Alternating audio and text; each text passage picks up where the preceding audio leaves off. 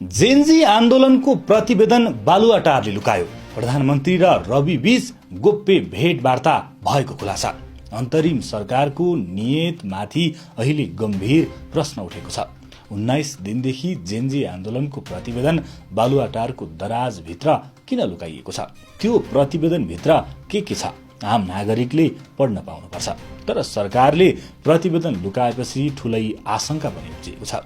भदौ 23 को जेनजी आन्दोलन र भदौ 24 गते संसद भवन, सिंहदरबार, सर्वोच्च अदालत लगायत सार्वजनिक तथा निजी संरचना ध्वस्त हुने गरी भएका घटनामाथि छानबिन गर्न जाँचबुझ आयोग गठन गरिएको थियो। उक्त आयोगले अनुसन्धान सकेर प्रतिवेदन प्रधानमन्त्री सुशीला कार्कीलाई बुझाएको छ।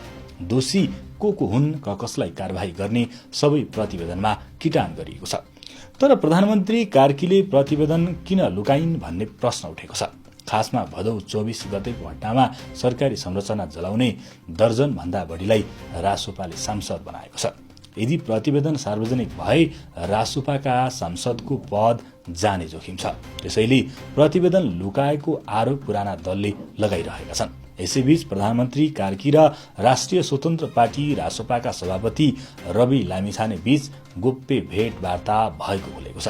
प्रधानमन्त्री कार्की र सभापति लामिछाने बीच प्रतिवेदन सार्वजनिक गर्ने वा नगर्ने बारे छलफल भएको हो।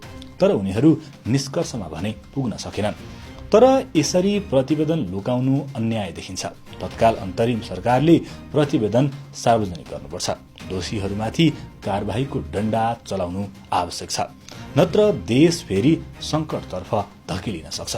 अन्तरिम सरकारले किन जेनजी आन्दोलनको प्रतिवेदन लुकाएको होला? यसबारे तपाईहरूको प्रतिक्रिया के छ?